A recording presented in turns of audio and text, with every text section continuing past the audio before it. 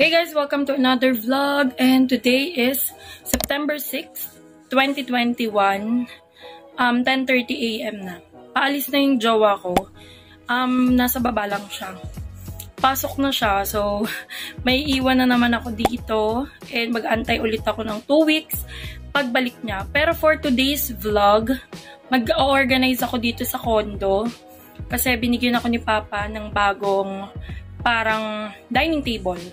And ayusin ko sa labas kasi nga nandun yung workplace area ko, tas yung mga damit na ukay. So, samahan nyo lang ako today na parang general cleaning and organizing our condo, diba? So, ayun guys, magpapalit lang din ako damit kasi naka-maxi dress ako ngayon.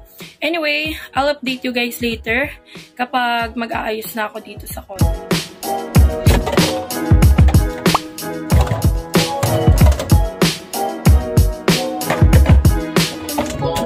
So guys, update ko lang. Second box ko na dito sa Red Juice Plus and super nice nito. As in, nagustuhan ko talaga siya. And yung ate ko, nabudol ko na rin. So, nagpapa-order din siya para sa husband niya. So, ngayon magtitimpla ako. And, dito natin siya lalagay sa mug na to. Pero hindi ko pupunuin yung water niya. Okay, so kuha lang tayo ng isa. Medyo nadikit-dikit lang to kasi nga yung prints niya sa likod. Ayan. Ayan siya. So, ang expiration date ay 2023.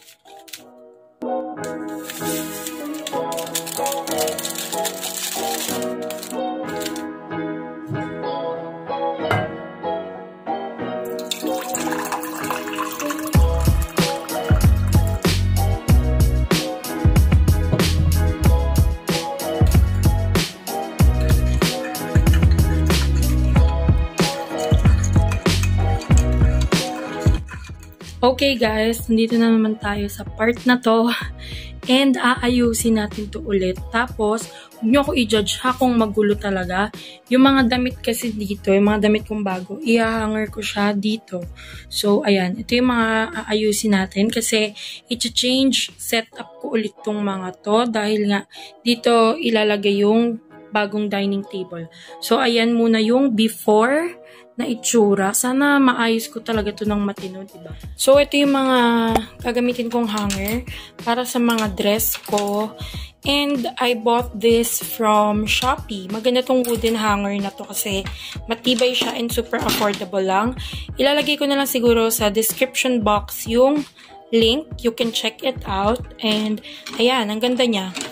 Sa iisang shop ko lang binili to lahat. Nagagamit ko rin to for my ukay business. Minsan dito ko hinahanger yung mga tinitinda ko.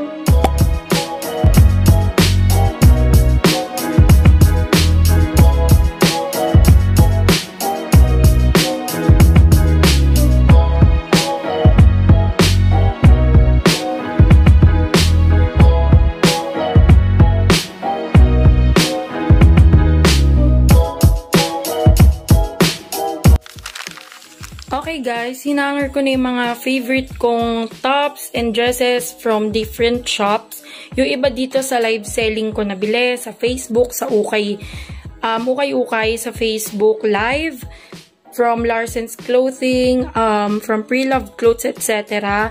Tapos yung iba sa shop ko and the rest is sa Shopee. Yan, syempre bumibili pa rin tayo sa Shopee. Ito, sa Shopee to galing, itong dalawang Bangkok top inspired na to. Ito yung iba. Yan, mga dress.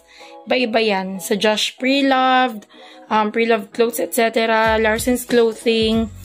Ito sa Pre-Loved Clothes. Tapos, ito, in-order ko lang to kay Rai Kim. Sa Facebook, binibenta niya kasi yan dati. Nagustuhan ko siya talaga. Tapos, ito ko sa PJ Clothing. Ito sa Shopee. Ito sa shop ko to galing. Ito kay Larsen. And then ito sa ANCC Collections. So, ayan lahat yung mga best pick ko ng mga pang-OOTD and mga favorite ko talaga. So, yan. Dito ko lang siya muna ilalagay kasi magliligpit pa ako dito sa workplace ko. Update lang guys. Ayan. Naayos ko na tong corner na to. And yung mga bags ko, inayos ko. Tinakpan ko muna tong vanity ko kasi hindi ko naman na siya masyadong nagagamit recently. And then, ito na yung table. Naayos ko na rin siya. Wala pang nakalagay dyan sa ibaba. And then, ito na lang. Ayusin ko muna to. Ito kasi yung mga orders na damit sa akin na i-update ko sila na ipapaship ko na lang kasi ang tatagal na nito. Pero bayad naman na yung mga yan. Bayad na. So, bali mangyayari is ipapaship ko na lang, then shipping fee na lang yung babayaran nila. So, ang dami niyan guys, oh. Ayan. And then, ito sa baba may kalat pa dyan, yung basket. Ayusin ko pa yan. Ayan. So, yan pa lang yung nagiging update. Anong oras na? Update ko na lang kayo pag medyo ayos-ayos na siya. Hey guys, today is September 7 and 1:22 PM na. Pagpasensyaan nyo na hindi ko na kayo na-update kagabi kasi, girl, super laki nitong dining table. As in, gabi na siya nadala. Nasa 8 PM na yata or before 8 PM na uwi na to dito. Kakatapos ko lang uminom ng red juice. And kita nyo naman sa likod ko, crowded din. Ito pa yung mga natira kong pangbenta sa paubos sale. Sana maubos na to. Tapos saka tayo kukuha ng new bill. And then itong mga nandito is yung mga damit ko nga. Anyway, papakita ko sa inyo itong dining table. Kung gaano siya kalaki. And halos hindi ko ina-expect na kakainin niya yung space. Halos kalahati ng space dito sa condo. So mag-change setup na naman ako mga sis. Hindi ko kinakaya talaga. So yan, pakita ko na muna sa inyo. Ito yung dining table guys. Ang laki nito as in. Ang lapad niya para dito. Ito yung nabili kong food organizer sa Shopee. Hindi na namin ito masyado nagagamit lately kasi hindi siya nalalak talaga. Ito yung medyo pangit na nabili ko sa Shopee. Ganyan lang siya. Tapos pag nabangga mo siya, ayan, babagsak siya lahat. So, ito, kakatapos ko lang mag-red juice. Nilagay ko lang yung mga dati naming placemat. Guys, nalaban na to ha. May mga stain lang talaga na ayaw maalis. Pero bagong laba tong mga to. Nililinisan namin yan. And tignan nyo yung situation dito. Talagang super crowded. Ito pa yung mga natira kong ibibenta. Para sa paubos sale. Tapos, ito yung mga damit ko. So, tingnan nyo naman kung gaano nakasikip dito. As in, konti na lang yung space, ba diba? So, baka ipasok ko na lang muna to ulit sa kwarto para lumuwag dito kahit papano. So, guys, nakikita nyo naman, nasa harap ko. Nandito tayo sa dining table kasi dito na ako magpapak since sobrang sikip doon dahil nga hindi ko pa naayos yung setup. Bale, ito, 3 lang talaga tong ipapaship ko ngayon kasi yung natira doon is yung isa sa best friend ko. Mag-meet kami siguro mga next week or next week. Yung isa naman, si Zaira, is magdadagdag pa siya. So, 2 na lang naman yung nandito. Magdadagdag pa daw siya kasi isa lang yun. Pero bayad na yun.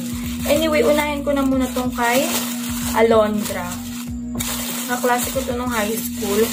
So, thank you so much, Alondra. Nakabalot na kasi to. Tanggalin ko na lang siguro tong plastic.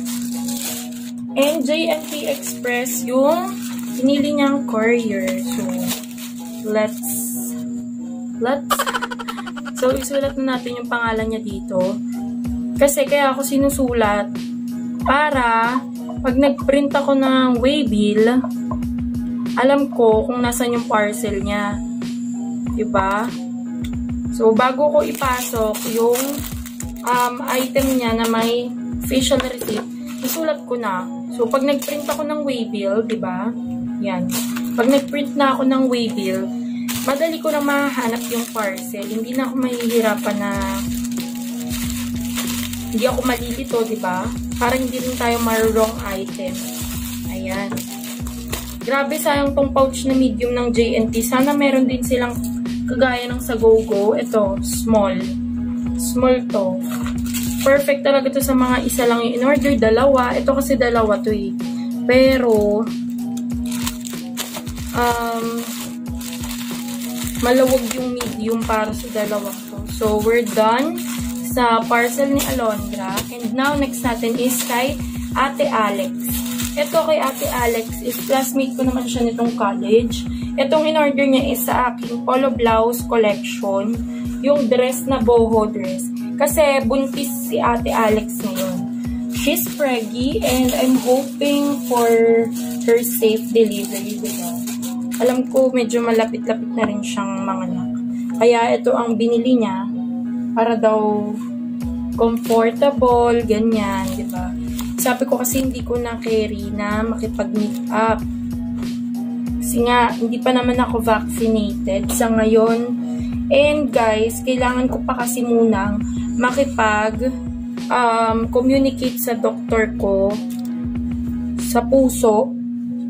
Kasi kailangan ko muna ng mga lab test dahil may problem nga po ako sa heart.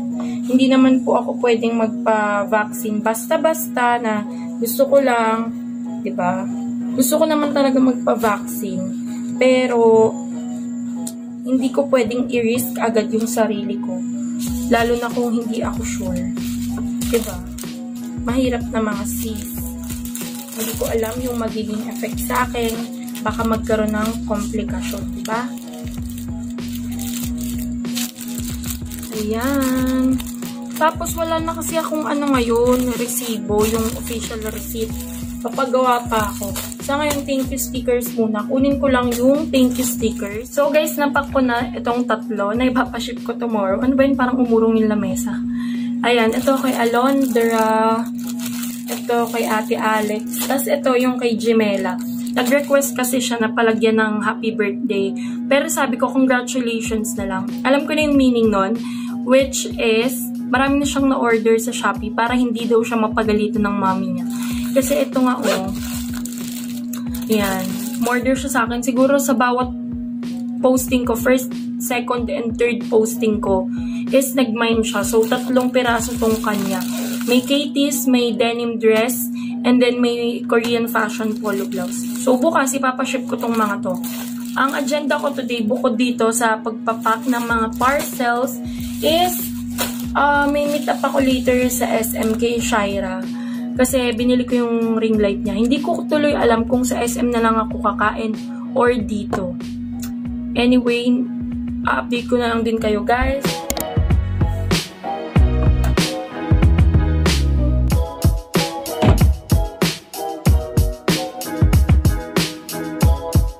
This is my first meal, guys. Tuna omelette yan. Pagpasensyahan nyo na medyo nasunog yan. Pero carry lang naman. Hindi naman siya over sa sunog. And then, ito yung aking iinumin. Fit and Right na 4 Seasons. So, itong mug na to, nabili ko lang sa SM Hypermarket. Super nice nito. Dito ako uminom ng red juice. Pero yung sa coffee, hot coffee, hindi dito. Wala lang, trip ko lang. So, yan. Kain na muna ako, guys.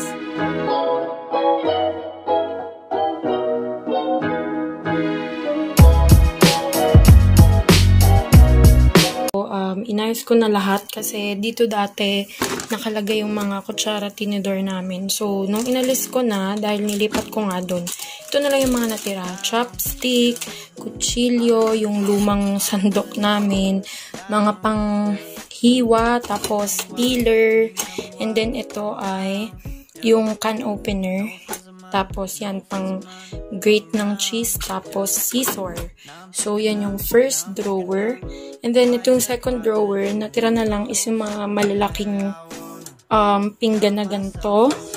Tapos, ito bigay kasi ito ng pamangkin ko. And then, strainer. Tapos, yung takip nung lagay namin ng kanin, dyan ko na nilagay. And then, dito sa last drawer is yung mga organizer ko na hindi ko nagagamit. Mga Tupperware. So, yan. May isang tignan lalo dito. Kasi, nagkaroon ng space kaysa dati na super crowded tong mga cabinet na to. Update lang, guys. Pinagpalit ko tong mga placemat. Kasi, naisip ko na yellow nga pala to. And then, yellow yung sa pin na to. So, sila yung best match. Since bagong bili ko to, ito na lang yung gagamitin namin pagkakain. And then, nilagay ko na lang din dito sa gitna yung tray para rin yung mga pag nagsasabaw kami, may sarsa na ulam is dyan sa may tray, diba? Ayan yung isang placemat. And then dito, ito yung food storage. And then may tissue. Tapos ito, bears ko na parang glass tumbler. Tapos yung mga lagay ng spoon and fork. And then, itong mug tray. And then, dito is yung mga tuyo lang kasi yung ilalagay ko dyan. Para pagkakain kami, madali na lang din siyang kunin. So, ayan yung pinaka final na ayos ko dito.